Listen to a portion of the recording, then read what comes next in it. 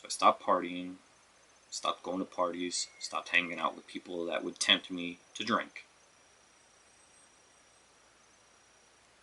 And I did a lot better.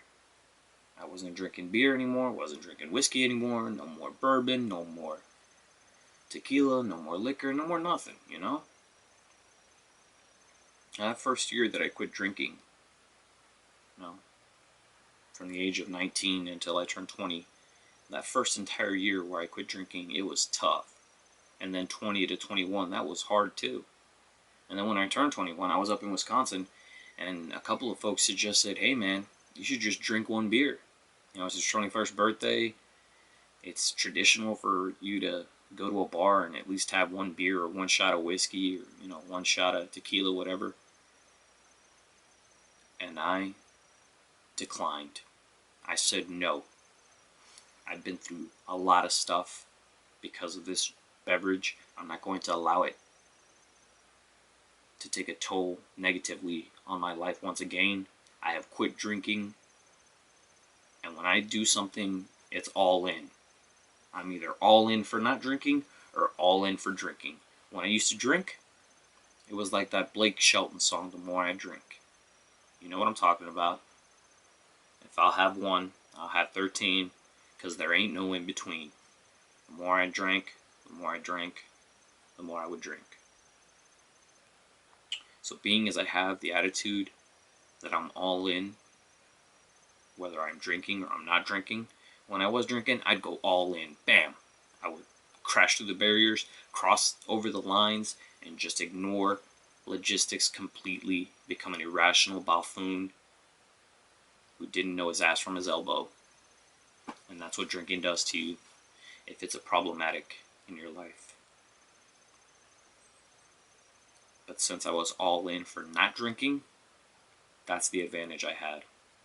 And the fact that God was giving me the strength that I had asked of him, and I give all the glory to the Lord, our God Almighty. I thank him every day for helping me to quit drinking, because without his help, I wouldn't have been able to quit. All that glory goes to God. I want people to know that God did a lot of work in my life. He healed my heart. He took away my depression. He cured me. To where I could say, I don't need that beverage. I don't need that beer. I don't need that whiskey. I don't need that liquor. I don't need that tequila. I don't need that stuff to feel good about myself or to feel better about my life or to have fun. I can go to any nightclub. I can go to any party. I can go to anywhere right now. Any part of this earth I could go to, and I'm not afraid that temptation would get me. I'm not afraid that I would succumb to drinking any amount of alcohol. Kings could offer me beers. Rock stars could offer me liquor. The Pope could offer me a beer. You know, the President of the United States of America could offer me a glass of champagne or could offer me a glass of wine, and I would politely decline. Those who know me know that it's insulting for someone that knows me. That is an insult for them to offer me a beer. Hey man, you want a beer? That's offensive, man. Why would you offer somebody who used to have a drinking problem an alcoholic beverage? Unless you were trying to be offensive / insulting.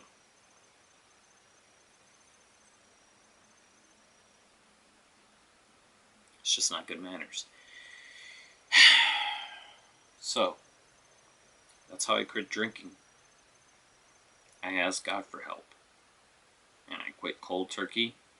And I removed myself from situations where I was liable to drink until I had enough strength to say no. It was a process to be able to go to parties and to go to locations where I was surrounded. There's, even in the here and now, the today, I have been surrounded by liquor and alcohol and beer and temptation and all these things. I've been surrounded by all of this stuff. The reason I had the strength to say no, the reason I had that stuff, that gumption in me, the reason I was able to say no is because I have strength now. Strength against temptation. That drink doesn't control me. I control that drink. And if somebody puts that drink in my hand, I'm going to control it, and pour it onto the ground or pour it down the sink, not pour it down my throat, not pour it into my stomach, because I do not need any of that stuff. That stuff made me weak. That stuff is for the weak. That stuff is for people that can't deal with reality. Oh, can't deal with reality? Just pop the top on this beer bottle. Can't deal with reality? I'll just uncork this rum, this whiskey, Forget my troubles with some bubbles. But that's not the way the world should be. That's not the way the world needs to be. That's not the way the world has to be.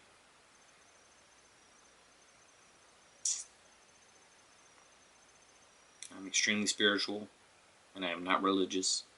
There are some folks who will watch my video, and they'll say, well, what about me, Jesse? How am I supposed to stop drinking? They're going to say that they don't believe in God. So who are they going to pray to in order to stop drinking? I'm going to say this right now. If you do not believe in God, I'm not here to change your mind. I'm not here to fill you full of ideologies or philosophies or any of that stuff. I'm totally anti-religion. I believe in God in my life. And I've seen the power of God work positively in my life. If you don't believe in God, then I'm going to tell you the same advice that I told everyone else. Seek professional assistance with your drinking problem. There's no shame in asking for help. There is no embarrassment in saying that you've got a problem. As a matter of fact, admitting that you have a problem with drinking is the very first step. If you can't admit to yourself that you've got a drinking problem, then you've got issues, man. But if you can own up and take responsibility for the problems that you've got in life, if you can stand in front of a mirror and look at yourself and say, I see my reflection.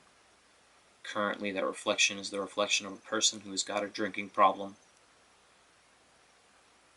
But I want to do something about it. That's the first step. Now, nobody is going to change you. And you'll be an alcoholic forever unless you actually want to change for yourself. You can't change for someone because you might stop drinking for a little while if you want to quit drinking for someone. And I don't care if you're in love with that person. I don't care how special that person is to you. Unless you quit drinking for the right reasons, and the right reasons is for yourself and for your health and for,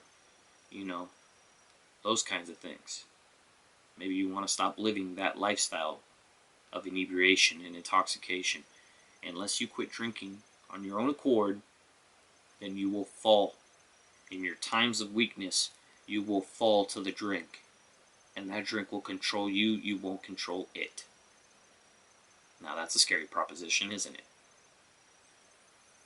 If someone asks you, hey, please stop drinking for me, you're probably going to say no. Or you'll probably say yes, but that'll be a lie because behind that person's back you're going to drink. And when they catch you, you're going to hurt their feelings. And then whatever happened, you probably break up or whatever. I've heard about it happening. I've seen it happen.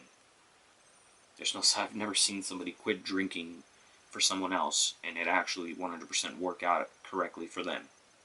You have to quit drinking for yourself. Because if you seriously don't want to quit drinking, then there is no battle. There's no battle to fight if you don't want to quit drinking. If you don't want to quit drinking, you already lost.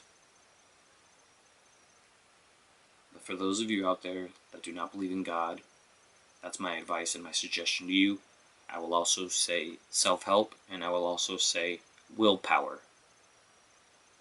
Just because you don't believe in God doesn't mean that you cannot believe in willpower. You need to practice and strengthen the foundations of your character and your ability to just say no. Nobody can open up your mouth and force liquor down your throat or force beer down your throat. Anyone with common sense wouldn't even do that. If you want to quit drinking, here's an idea. Stop going to places where drinks are offered to you or where beverages are offered to you Here's another idea. Stop hanging out with people that do that stuff. Because if you hang out with people that drink all the time, two things are going to happen. Either you're going to start drinking all the time, which is most likely going to occur, or you're not going to drink at all, but be surrounded by people that drink anyways. That's not as likely to happen.